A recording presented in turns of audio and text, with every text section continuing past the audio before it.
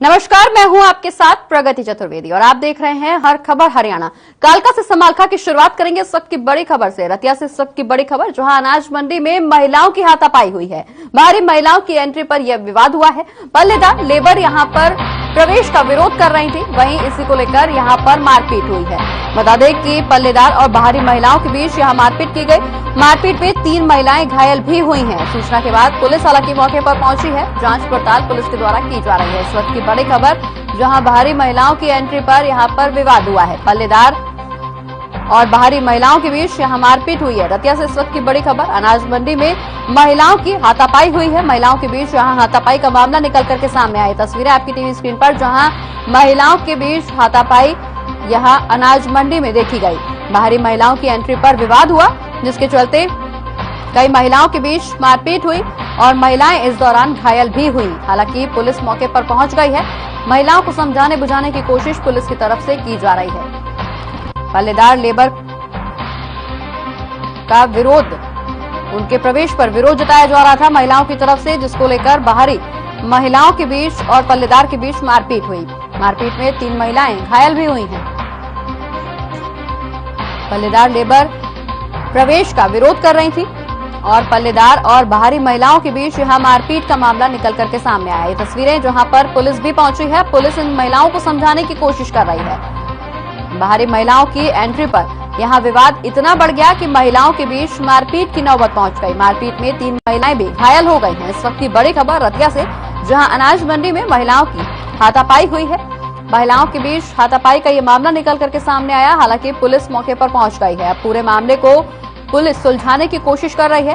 पल्लेदार बाहरी महिलाओं के बीच ये मारपीट का मामला निकल करके सामने आया, जिसमें 3 महिलाएं घायल हो गई हैं। इस वक्त की बड़ी खबर रतिया से, अनाज मंडी में महिलाओं के बीच हाथापाई का मामला निकल करके सामने आया है, जहां बाहरी महिलाओं की एंट्री पर विवाद हुआ और पल्लेदार लेबर प्रवेश का विरोध कर रही थी, जिसके बाद पल्लेदार और बाहरी महिलाओं के बीच मारपीट भी हुई। मारपीट में 3 महिलाएं घायल हो गई।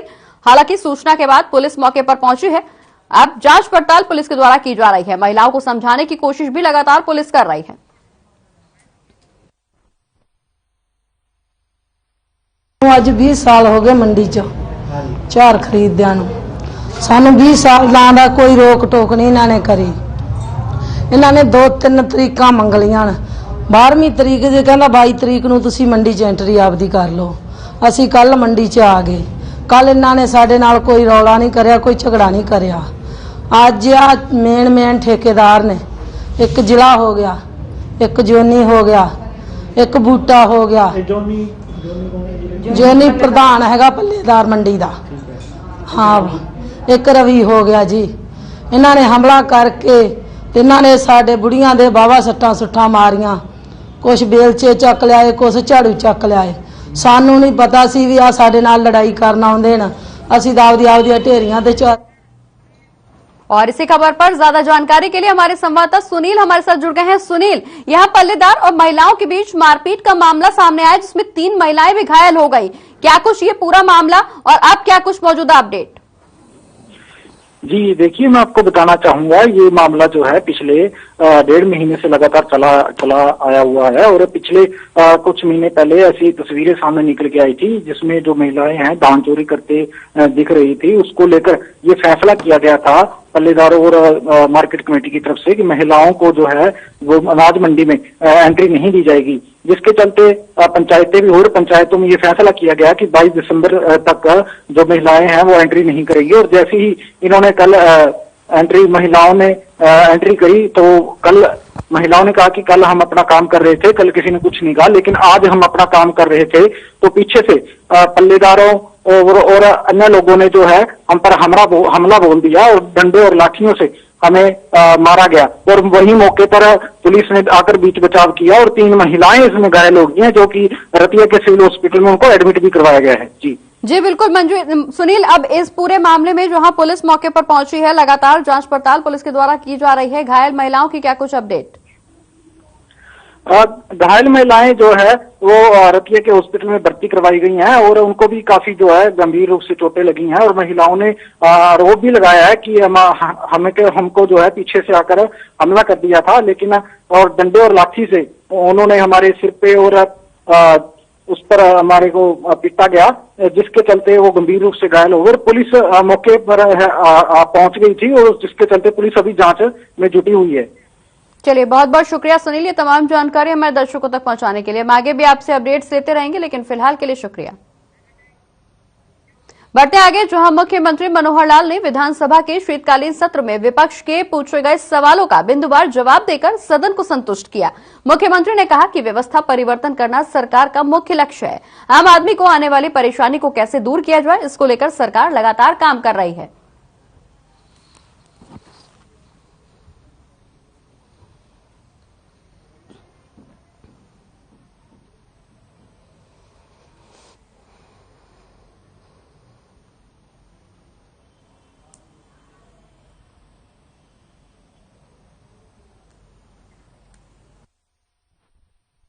हमने व्यवस्था परिवर्तन की बातें की हैं। व्यवस्था परिवर्तन में बहुत सी किए हैं। हमारा मैं समझता हूं कि पिछले 7 साल का अगर सबसे बड़ा कोई अचीवमेंट है तो व्यवस्था परिवर्तन का है।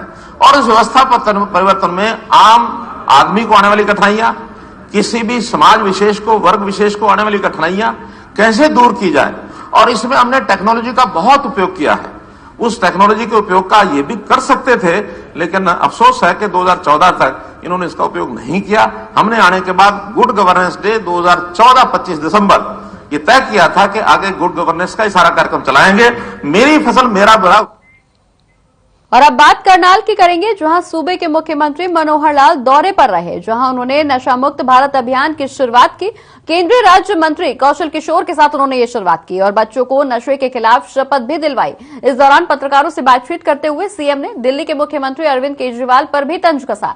जब सीएम से ये सवाल किया गया कि केजरीवाल कहते हैं कि केंद्र सरकार चंडीगढ़ पंजाब को दे सकती है, तो सीएम ने उसका जवाब दिया कि केजरीवाल का माथा खराब है।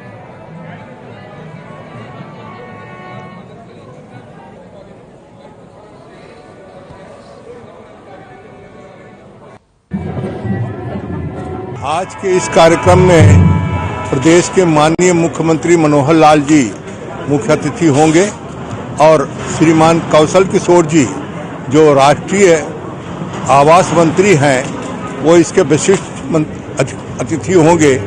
इस तरह से यहाँ जो पूर्वीय समाज है जहाँ भी काम कर रहा है वो यहाँ पर सब आकर के नशा मुक्ति केंद्र, नशा मुक्ति के आह्वान होगा यहाँ से कि हम सब नशा मुक्ति के लिए शपथ लें कि हम न पिएंगे न अपने बच्चों को पीने देंगे। हरियाणा विधानसभा के शीतकालीन सत्र में विपक्ष ने भर्ती फर्जीवाड़ा मामला उठाया। इसी मुद्दे पर हमारे संवाददाता रवि चंदेल ने महम से निर्दलीय विधायक बलराज कुरू से खास बातचीत की। बलराज कुरू ने इस दौरान क्या कुछ कहा, सुनवाते हैं आपको।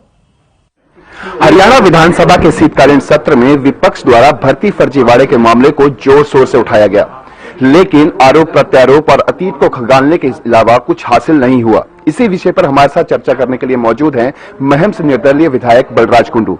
सबसे पहले तो बहुत बहुत स्वागत है सर आपका हर खबर हरियाणा में। थैंक यू सर, किस तरीके से देखते हैं जिस तरीके से इतना बड़ा भर्ती फर्जीवाड़ा मामला और सदन में भी उठा लेकिन अंत में ठंडे बस्ते में चला गया, किस तरीके से देखते, क्या राय है आपकी?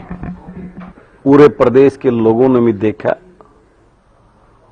और जिस प्रकार की कार्रवाई सदन में जो सब चला, वो सब देखने के बाद मेरा मन बहुत दुखी है। मैं इस बात को मानता हूं, और जो सदन की कार्रवाई जिस प्रकार से हुई, जो चर्चाएं हुई, उसके बाद में जो चीज है वो जनता के लोगों के सामने है, तो मुझे लोकतंत्र की, डेमोक्रेसी की जो हम बड़ी बड़ी बातें करते हैं, तो मुझे तो आज ऐसा लगता है कि वो डेमोक्रेसी खत्म होती जा रही है। और होती नहीं, मेरे को लगता है 90% हो चुकी है। तो मैं तो ये कहना चाहूंगा, फिर ये सदन और ये सत्र बिठाने की जरूरत नहीं। सरकार पूर्ण बहुमत से है तो उसकी जो मर्जी आए वो अपनी मर्जी से जो काम करना करती रहे, फिर तो उसका इस सदन का, इस सत्र का कोई मतलब ही नहीं बचता। जिस तरीके से विपक्ष द्वारा लगातार ये मांग उठाई जा रही थी कि इस पूरे मामले को जो है वो हाई कोर्ट के सिटिंग जज या फिर सीबीआई से इसकी इंक्वायरी की जाए, तो अब जब ये सदन में भी इसको सवाल को रखा गया, कोई कुछ हासिल नहीं हुआ, एट द एंड कोई रिजल्ट नहीं निकल कर आया, तो अब क्या सिर्फ प्रेस वार्ता का ही दौर चलता रहेगा विपक्ष के नेताओं द्वारा, चाहे कांग्रेस की बात हो, इनेलो की बात हो या फिर आपकी बात हो। इसके अलावा सड़क पर भी कुछ सड़कों पर भी इस आंदोलन को, इस पूरे मामले को लेकर जो है वो जाया जाएगा, इस मामले को मुख्य रूप से उठाया जाएगा ताकि लोगों तक भी ये बात मुख्य रूप से पहुंचे और सरकार को किसी न किसी तरीके से जागरूक किया जाए कि इस पूरे मामले की निष्पक्ष तरीके से जांच करवाई जाए। उसको लेकर क्या करें? वही बात मैंने आपको बोली है कि डेमोक्रेसी में ये सारी चीजें जो है, किसी के गलत चीज के खिलाफ आवाज उठाना डेमोक्रेसी के अंदर ही, और उसकी डेमोक्रेसी में उसका फिर हल निकाल के उस पर कार्रवाई होती है। मैंने अभी आपको बताया ना, इतना बड़ा इशू विधानसभा में रहा, मैंने भी इस पे काफी मैं बोला था, आपने देखा होगा, और मैंने वहां सदन में सत्ता पक्ष के द्वारा बड़े वादे, ईमानदारी, निष्पक्षता और पारदर्शिता की जो बातें हो रही थी, उस पर मैंने सवाल भी किया था कि ये सारी चीजें सही हैं तो सत्ता पक्ष जांच से क्यों भाग रहा है? सत्ता पक्ष अपनी मर्जी से अपने एजेंडे के ऊपर काम करता है, और विपक्ष के लोग भी इतने कमजोर हो गए हैं, उनके अंदर वो दमखम है ही नहीं, क्योंकि खुद उन्होंने अपने शासनकाल में ऐसे ऐसे कर्मकांड कर रखे हैं जिसके अपने घर शीशे क्यों दूसरे के पत्थर कैसे फेंक सकते हैं। सच्चाई ये है। बहुत बहुत शुक्रिया सर आपका, धन्यवाद। तो ये थे हमारे साथ महम से निर्दलीय विधायक बलराज कुंडू, जिन्होंने साफ लफ्जों में कहा कि जिस तरीके से भर्ती फर्जीवाड़े के सारे मामले को सदन के अंदर सत्ता पक्ष द्वारा जो है वो एक तरह से ठंडे बस्ते में डाला गया, तो आगामी दिनों में जिस तरीके की कार्रवाई जो है वो देखी जाएगी, उसे ये देखना पड़ेगा कि क्या सरकार जो है वो अब सीबीआई या फिर हाईकोर्ट की जांच से भागती फिरेगी या फिर इसी मुद्दे को लेकर जो है वो विपक्ष जो है वो सड़क पर आगामी लड़ाई लड़ेगा। चंडीगढ़ से हर खबर हरियाणा के लिए रवि चंदेल के साथ कैमरामैन किशन की रिपोर्ट। और अब बात करनाल की करेंगे, जहां नई अनाज मंडी में किसानों को खाद नहीं मिलने से भारी परेशानियों का सामना करना पड़ रहा है। खाद लेने के लिए किसान सुबह 4 बजे से ही लाइनों में लग जाते हैं और खाद के लिए टोकन भी मिल जाता है, लेकिन बावजूद इसके कई किसानों को खाद नहीं मिल पा रही। किसानों का कहना है कि कई किसानों ने कल पर्ची कटवाई थी, पैसे भी जमा करवाए थे, लेकिन अभी तक उन्हें खाद नहीं मिल पाई है। क्षेत्रीय प्रबंधक निरंजन यादव ने ये बताया है कि 5 ट्रक खाद के लिए उनके पास पहुंचे हैं, जिनमें से 3 ट्रक किसानों को बांट दिए गए हैं।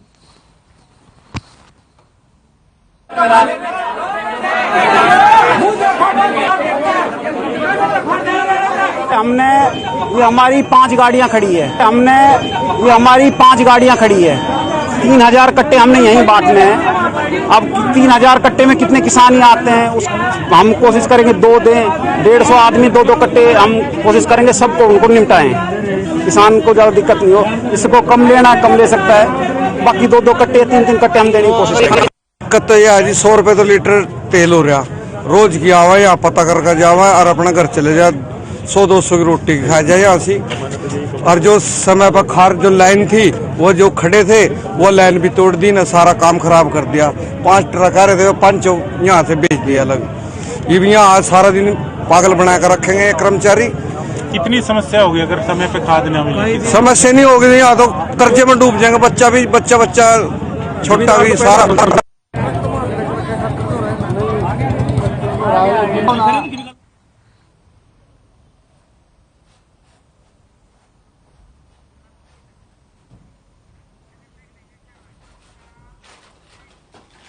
और कालका से समालखा में फिलहाल वक्त तो चला एक छोटे से ब्रेक का, जल्द हाजिर होंगे कुछ और बड़ी खबरों के साथ।